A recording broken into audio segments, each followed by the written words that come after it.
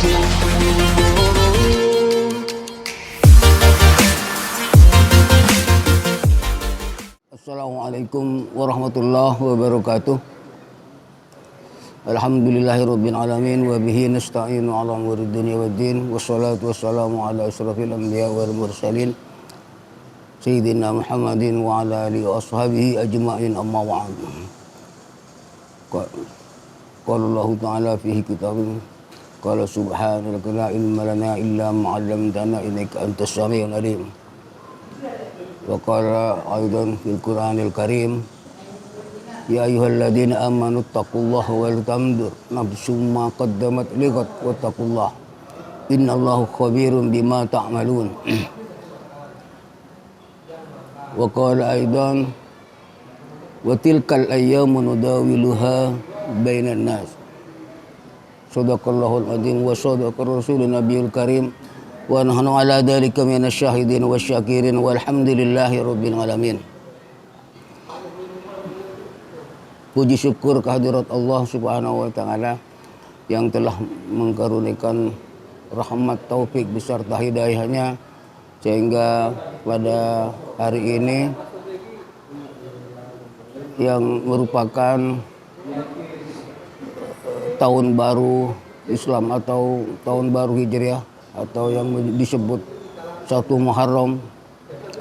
Mudah-mudahan kita semua senantiasa istiqomah di jalan Allah Subhanahu wa taala. Semoga kita semua pandai atau semakin pandai menghisab diri untuk mengevaluasi atas nikmat yang diberikan oleh Allah Subhanahu wa taala pada hari ini adalah yaitu peristiwa besar bagi kaum muslimin. Bahkan peristiwa Hijriah itu adalah disebut oleh Allah di dalam Al-Quran itu tidak hanya dalam peristiwanya Nabi Muhammad SAW, tapi pada peristiwa ini adalah pada peristiwa nabi-nabi sebelumnya juga banyak yang bertepatan dengan satu Hijriah ini. Tetapi yang akan kita bicarakan adalah momentum Hijriah, karena bagi umat Islam adalah hijrahnya Nabi Muhammad SAW itu adalah tidak hanya sekedar pembaruan, tidak sekedar hanya restorasi atau perubahan, tetapi itu adalah suatu alternatif jangka panjang yang seharus kita taati atau kita lakoni, kata orang Jawa, untuk momentum Hijriah ini adalah kita belajari. Pertama adalah hijrah itu adalah apakah itu perintah Allah atau memang inisiatif Muhammad SAW sebagai Rasulnya, yang pada itu adalah cobaan yang diberikan pasca wahyu yang diterima oleh Rasulullah SAW itu memang sangat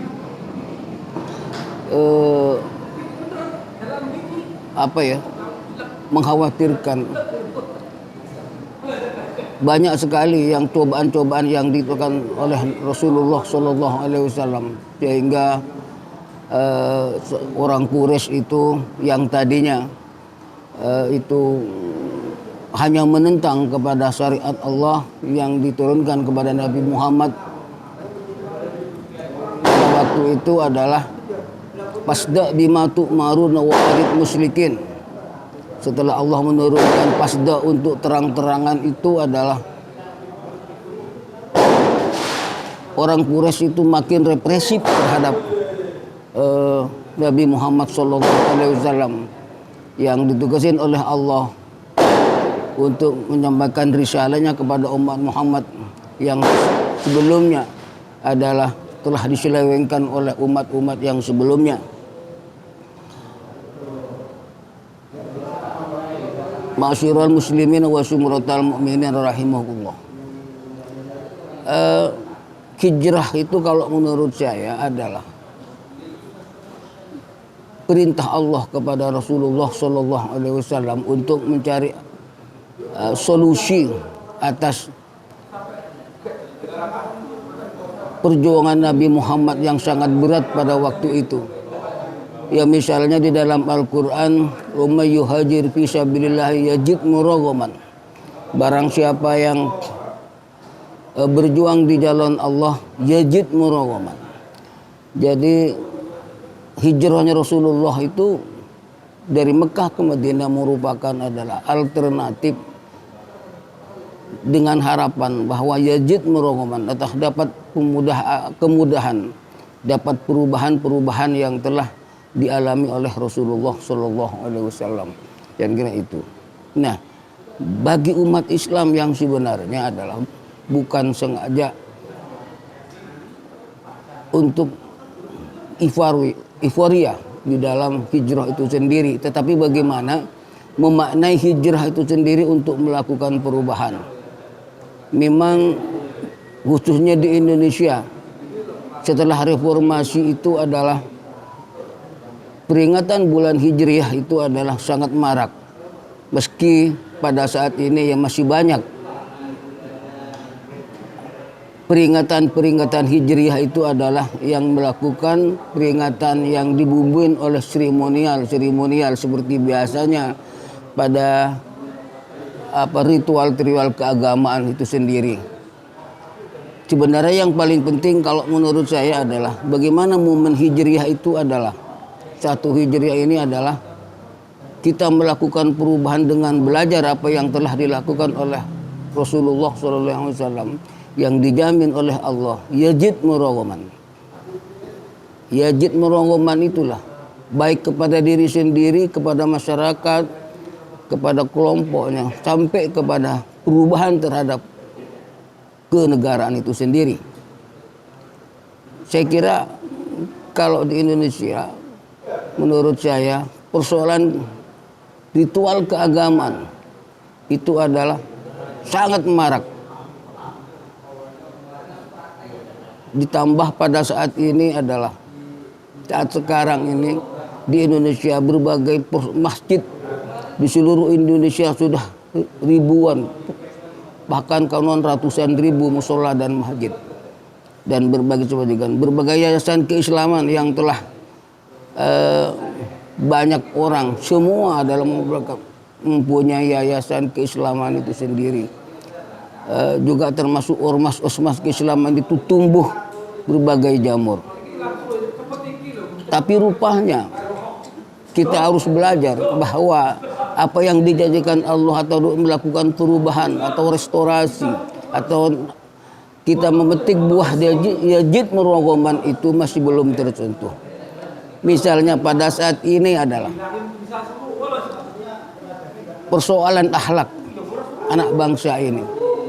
Meski kegiatan keagamaan itu sangat marak, tetapi persoalan akhlak masih kita harus menjadi PR kita bersama. Padahal kita tahu bahwa Rasulullah itu Shallallahu Alaihi Wasallam itu diinikan oleh Allah untuk menyempurnakan akhlak. Tetapi kita lagi-lagi kita masih prihatin tentang akhlak kita yang secara umum tentunya, terutama akhlak kita, akhlak sosial kita yang berkaitan dengan kehidupan sosial politik itu adalah. Makanya saya sering katakan bahwa korupsi itu di Indonesia itu seolah-olah kita tidak ada pertanggungjawabannya. Makin hari semakin marak. Bukan hanya itu, di bawah pun juga seperti itu. Yang melakukan ritual keagamaan setiap malam Jumat, secara ratiban, baca berjanji di mana-mana. Itu kan. Itu juga seperti itu juga. Akhlak kita masih belum ada perubahan. Itu. Pada sisi lain, ada tokoh muslim atau kiai itu berteriak tentang restorasi, tentang perubahan, tetapi tidak melakukan apa yang sebenarnya akan mau dirubah.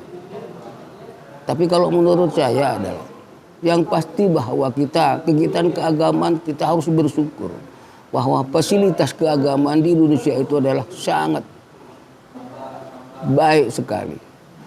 Namun krisis di makna kegiatan itu sendiri. Ya misalnya belum lama ini adalah ada Idul Adha yang tentunya Idul Adha tidak bisa dipisahkan dengan korban. Lagi-lagi yang namanya korban itu sendiri tidak lebih hanya melaksanakan pesta daging kepada kolega-kolega kita, bahkan rekan kita.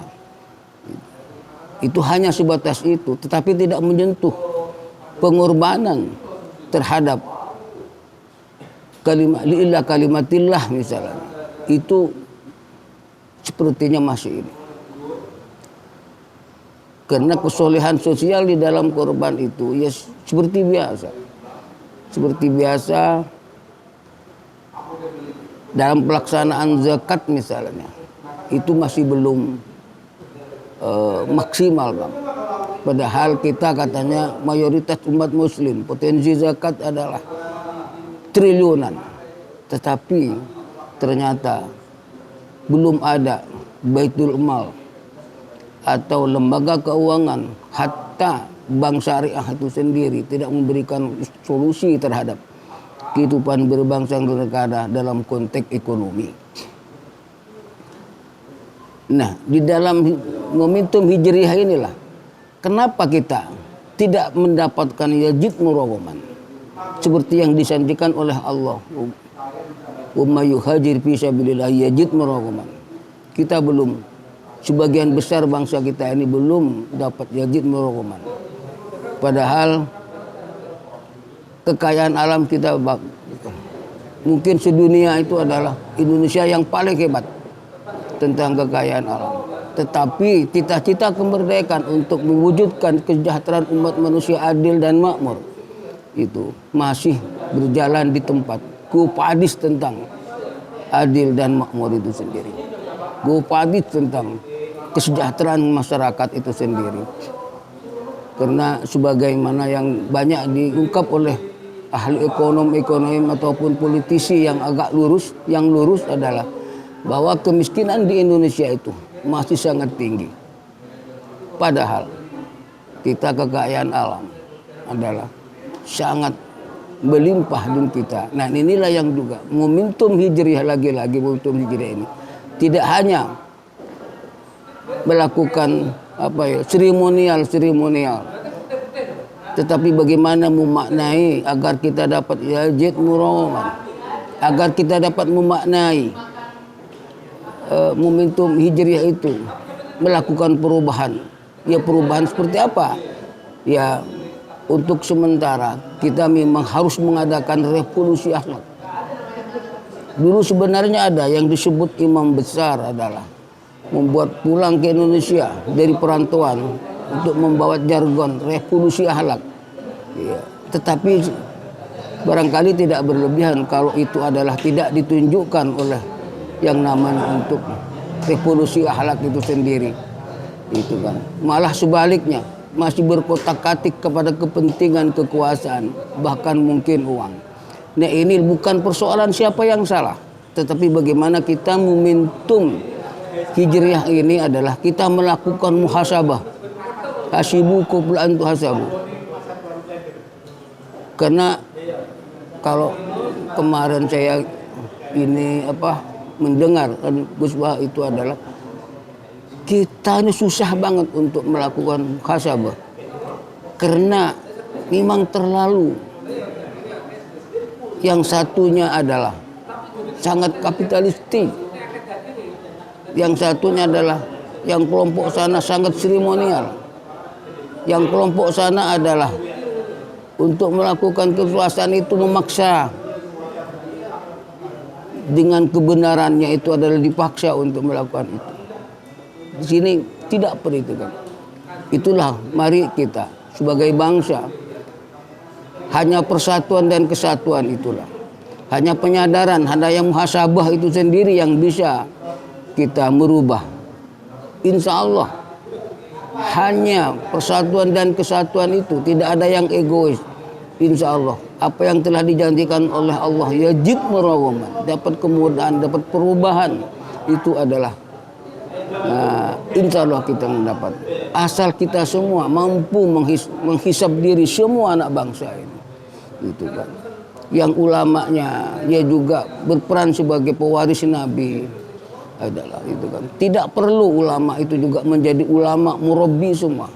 Oke, sebagian adalah menjadikan ulama pelobi, terjun kepada dunia politik, karena kalau tidak ada politik nanti tidak ada filter di dalam politik. Gitu kan. Tetapi jangan sampai adalah tujuan berpolitik itu adalah hanya kekuasaan bahkan dan uang. Ini yang barangkali lagi-lagi kita tarik kepada momen hijriah ini adalah mari kita semuanya mengukur diri, menghisap diri agar kita bisa dapat melakukan perubahan, dan perubahan itu adalah yang bisa mengantarkan seperti yang telah ditujukan dijanjikan cita-cita kemerdekaan itu sendiri, yaitu adil dan makmur. Karena di Indonesia hanya itu. Untuk mewujudkan cita-cita kemerdekaan itu adil dan makmur, ada berbagai tantangan. Adalah bagaimana kita menyatukan anak bangsa ini. Kita menyadari bahwa filsafah Pancasila kita sebagai dasar negara adalah tidak kurang sesuatu apapun, juga tidak bertentangan dengan syariah. Tidak perlu lagi untuk mengutik-utik hal-hal yang siapa itu. Tapi bagaimana mengisi kemerdekaan filsafah Pancasila itu untuk kepentingan negara dan bangsa ini. Terutama yang punya peran kebangsaan adalah partai politik yang pada saat ini meminjam istilahnya Pak Mahfud masih menjadi perusak, menjadi pengeruh, menjadi benalu, menjadi amil nawaseh, amil yang tukang merusak tatanan-tatanan yang ada. Itu. Ya kenapa? Karena kita terlalu Pancasila itu hanya sebagai retorika. Pancasila itu yang pertama adalah ketuhanan yang Maha Esa. Benar enggak kita? Apa yang kita lakukan itu sesuai dengan kehendak Allah penciptanya. Ketika kita adalah Pancasila mengajarkan kita gotong royong, benarlah kita sekarang gotong royong. Ketika Pancasila itu adalah melahirkan, menetapkan wasyawirhum bil amri, adalah musyawarah perwakilan yang dipimpin oleh hikmah kebijaksanaan, itu berjalan atau tidak. Tetapi yang terjadi adalah berbagai kelompok, bahkan Indonesia itu kalau seperti kemarin itu dibayangkan kita adalah perpecahan di anak bangsa ini karena persoalan politik yang hanya mengacu kepada persoalan kekuasaan, dan kekuasaan itu dah ditempuh dengan ada yang mengaku yang paling benar dan lain sebagainya. Padahal kalau kita mengacu kepada falsafah yang telah ada, itu kan pada Pancasila, insya Allah itu tidak ada karena ada berjalan dengan baik, tidak ada persoalan. Maka mari kita dalam itu momentum hijriah ini kita semuanya muhasabah diri, semua yang ustadznya, yang ulamanya, yang kiainya, kita berperan sesuai dengan perannya masing-masing, sehingga Republik Indonesia ini yang merupakan umat Islam terbesar di dunia itu adalah bisa menjadi contoh